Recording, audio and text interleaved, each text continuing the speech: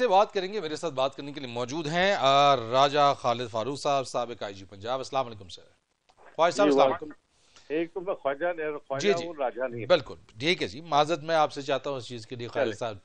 चले जी कोई आगे बढ़ते हैं सर। बहुत शुक्रिया आपका। सबसे पहले तो ये बताइएगा इस सारे सूरत हाल को आप कैसे देख रहे हैं, क्योंकि नया वाकया तो नहीं है और जितनी भी हुकूमतें रही हैं माजी के अंदर किसी न किसी हुकूमत में इस तरह के वाकयात रूनुमा होते रहे हैं।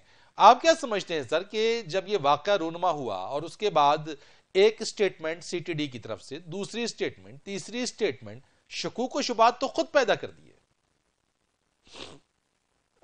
देखिए, बात यह है कि अब इसकी बेसिकली तो आपको सबको पता है ऑलरेडी के एडिशनल आईजी की सरकर्दगी में इसकी अपना जेआईटी की बन गई है, वो इंक्वायरी कर रही है। हाई लेवल की वो टीम है, अफसर भी उन्होंने जो लगाए हैं वो बहुत अच्छे हैं, मेरिट पे करने वाले हैं।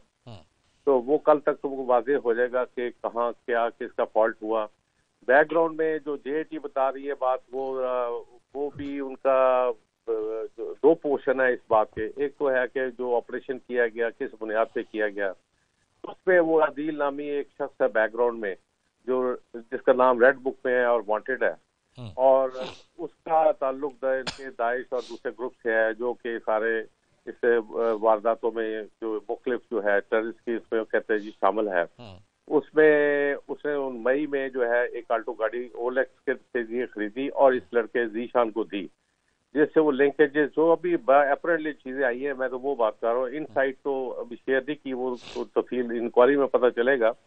तो बहरहाल वो उसमें वो दूसरे बंदे को बिठा के ताकि कैमोफ्लेज किया जाए तो वो इस्तेमाल किया जाए जो भी एक्सप्लोसिव एक जगह दूसरी जगह, इस हवाले से बात हुआ सारा इंसिडेंट। लेकिन ख्वाजा साहब उसके अंदर से निकला तो कुछ भी नहीं जो कहा गया एक्सप्लोजिव इसके अंदर है। अब ये मैं तो पहला पोर्शन बैकग्राउंड बता रहा हूँ जो उन्होंने कहा है। ठीक। अब उसमें एक और बता है कि ये जॉइंट ऑपरेशन था, आईएसआई और इसका सीटीडी पंजाब का जॉइंट था, इंटेलिजेंस की कलेक्शन थी, intelligence based operation basically IBO. हाँ, आईबीओ जो है।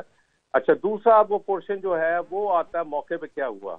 अब मौके पे आके सारा जो सिचुएशन जो खराब हुई, उसको हैंडलिंग जो उसकी मैं समझता हूँ वो ठीक नहीं हुई, जिसकी वजह से सारा जो है ना वो ये सारी सिचुएशन बनी, और वो जिसके लिए ये सीटीडी के लिए भी एक बहुत एक क्वेश्चनेबल उनकी जो परफॉर्मेंस हुई। हालांकि उनका परफॉर्म पास देखे तो बहुत आला है और पंजाब को खासतौर पे उन्होंने बड़ा सपोर्ट किया है इस हवाले से, टेररिज्म के हवाले से, क्रेडिट गोज टू देम। लेकिन एक इंसिडेंट जो है इस तरह का जो हो जाए तो वो सारे जो अच्छे काम है वो तो बैकग्राउंड में चले जाते हैं, लेकिन इस तरह का वाकया वो बदनामी का बायस बनता है जो कि इस पर बन रहा है। ठीक। अब इसमें जो है जो चीजें ख्वाजा साहब मैं आपसे एक चीज पूछना चाहता हूँ, माशाल्लाह आपका पूरा करियर आपका इसके अंदर है। मैं आपसे पूछना चाहता हूँ कि जब ऐसी फॉर एग्जांपल एक केस स्टडी लेते हैं, इसी को ही ले लेते हैं कि कोई आपके पास एक इंफॉर्मेशन होती है, आपके पास कंक्रीट इंफॉर्मेशन होती है, आपकी तमाम जो है वो आप इंक्लूडिंग व्हीकल नंबर सारी चीजें होती हैं, ऐसी सूरत हाल के अंदर क्या ऐसे ऑब्जेक्ट को या ऐसे सब्जेक्ट को जो भी आपको आपने जिसको डिटेक्ट करना है या जो डिटेक्ट हो गया है, क्या स्ट्रेट फायर किया जाता है? नहीं, उसमें दो इसमें पहलू है। एक तो ये है कि ये जो है ना एकदम फौरी इतला मिली कि वो गाड़ी जो अंडर ऑब्जर्वेशन थी कि वो निकल आई है, जिसकी जो सेफ सिटी के कैमरा उन्होंने इनको रिपोर्ट किया और मूवमेंट हो गई और फौरी तौर पर इसको एक्शन फॉलोअप शुरू हो गया। दूसरा जो आपका जो बड़ा वैलिड ऑब्जर्वेशन है और मैं आपसे एग्री कर रहा हूँ कि उसमें स्ट्रेट फायर करने की ज़रूरत नहीं होती है। उसमें हमारा तो कल्चर या स्टैंडर्ड एसओपी यही होता है कि आप उसको इनफेक्टिव कर लें और आइसोलेट करके इनफेक्टिव करें ताकि कोई जो इनोसेंट बंदे हैं उसका लॉस ना हो, ह्यूमन लॉस कोई ना हो। यहाँ आके जो हैंडलिंग में है वो गलत हुआ है। लेकिन ये अगर आप अमेरिका में मिसाल के तौर पर चले जाएं तो उनके स्टैंडर्ड के मुताबिक वो ठीक करते हैं। वो कहते हैं जी कि वो फायर ना भी करे, तो अगर आप समझते हैं कि ये टेररिस्ट है तो you are fully authorise to shoot them. बल्कि वो ये भी नहीं कहते कि उसको जख्मी करे, वो कहते शूट करे।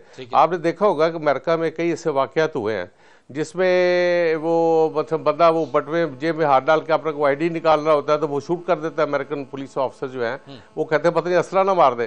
तो बहरहाल लेकिन ये इसमें उसको जस्टिफिकेशन में उसके हवाले से तो नहीं दे रहा, लेकिन मैं समझता हूँ कि इन गुड फेथ जो इनसे जो प्लान ऑपरेट हुआ वहाँ जाकर जो मिस हैंडल हुआ और मौके पे जो थी वो सारी सिचुएशन हुई, वो खासी जो मीडिया में चीज़ें आई है उसकी जस्टिफिकेशन नजर नहीं आ रही। सर देखिए ना, अब जो बच्चे हैं, जो बच्चों के स्टेटमेंट्स हैं, जो उनका बेटा है उन्होंने कहा हमें कि जी हमसे पैसे ले ले भले लेकिन हमें छोड़ दें, और उसके बाद जो है लेकिन उसके बावजूद भी चीजें नहीं की गई हैं।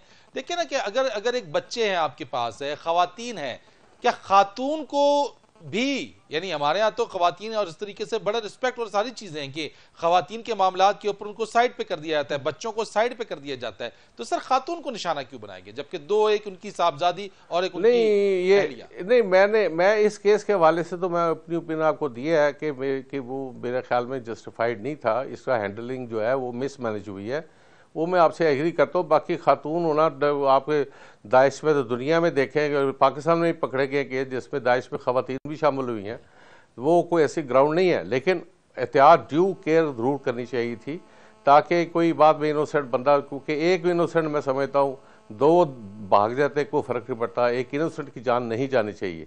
तो ये दैट इज़ मोर इम्पॉर्टेंट। तो वो मुलजम तो बाद में पकड़ा जा सकता है, जो इनोसेंट मारा गया उसका तो कोई फिर वापसी नहीं हो सकती, इसलिए वो मेजर लॉस है। इस लिहाज से मैं इसकी तायद नहीं इस ऑपरेशन की, इस हवाले से जो हैंडलिंग हुई है।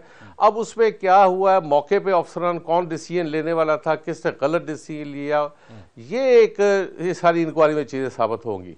लेकिन उसमें मैं एक और चीज़ ये कहूँगा कि हमें इसका परमानेंट सोल्यूशन की तरफ इन चीज़ों की तरफ जाना चाहिए। उसमें जो है एक तो ये है कि ऐसे जहाँ भी जो भी वाक़यात हों उसमें हमें जो है ना जुडिशल इंक्वायरी फौरी करानी चाहिए, ताकि कल को जुडिशल इंक्वायरी में अगर स्टैब्लिश हो कि जी कोई पुलिस ऑफिसर जो है वो गलत है तो वो उसके कानूनी उसके तौर पर जो भी कार्रवाई होगी कानून के उसके खिलाफ कार्रवाई होगी, तो ऐसे ट्रिगर फ्री हैप्पी जो फायरिंग होती है वो रुक जाएगी। क्योंकि उसमें जिसने भी जहाँ गलत किया जुडिशल इंक्वायरी में स्टैब्लिश हो गया तो वो उसको सजा मिल जाएगी, तो वो अल्टीमेटली उस लिहाज से एक स्टॉपेज लग जाएगा, ताकि कोई आदमी अपना फायर पावर जो है ना दुनिया में जो है वो अपग्रेड करते रहते हैं, यूज ऑफ वेपन कैसे करना है। हमें भी एसओपी जो है ना पुलिस डिपार्टमेंट को भी इस हवाले से पूरी गाइडलाइन तैयार करनी चाहिए, वो अपग्रेड करनी चाहिए लेटेस्ट के इस सिचुएशन के मुताबिक। कभी सर क्या हमारे पास एसओपी है ख्वाजा साहब, क्या हमारे पास पुलिस डिपार्टमेंट सीटीडीज या जो इस तरह के ऑपरेशंस करते हैं फील्ड में जाके, क्या उनके पास वो एसओपीज हैं वेपन यूजेज के हवाले से? वो वेपन के हवाले से देखिए उसमें तो यही होता है कि आइसोलेट करें, उसको हथियार डालने में मजबूर करें, जनरल तो वो चीज़ें हैं। लेकिन मौके पे जो अफसर जो काम कर रहा है उससे लैक ऑफ प्रैक्टिस कह ले, लैक ऑफ ट्रेनिंग कह ले, लैक ऑफ फोरसाइट कह ले, या इम्प्रॉपर डिसीजन कह ले, वो डिसीजन मेकिंग गलत कर ले, ह्यूमन बीइंग है, ये चीज़ें हो जाती है। इसीलिए मैंने कहा कि एक तो जुडिशल प्रोसेस हो, फिर इंटरनल हमारे जो है ट्रेनिंग और इसमें अपग्रेड करने की ज़रूरत है।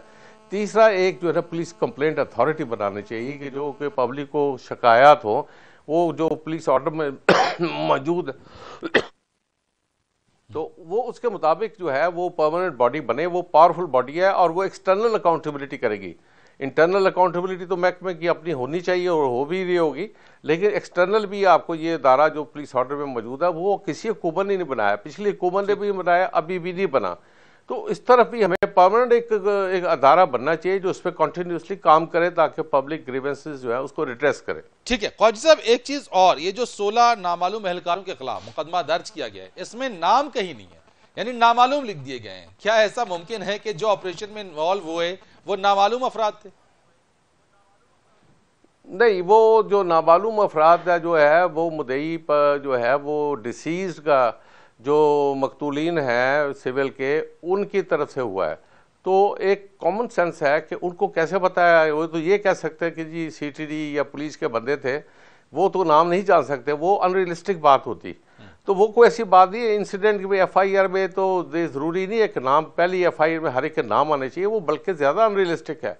उसमें आप बाद में जब इन्वेस्टिगेशन ऑन मेरिट पे हो तो उसमें फिर वो देख लेंगे, हर एक का रिकॉर्ड देखेंगे, पुलिस का रिकॉर्ड देखेंगे, कौन कौन ऑपरेशन पे गया, एंट्री पड़ी होती है, वायरलेस मैसेजेस होते हैं, आइडेंटिफिकेशन होती है उसकी चेहरों की।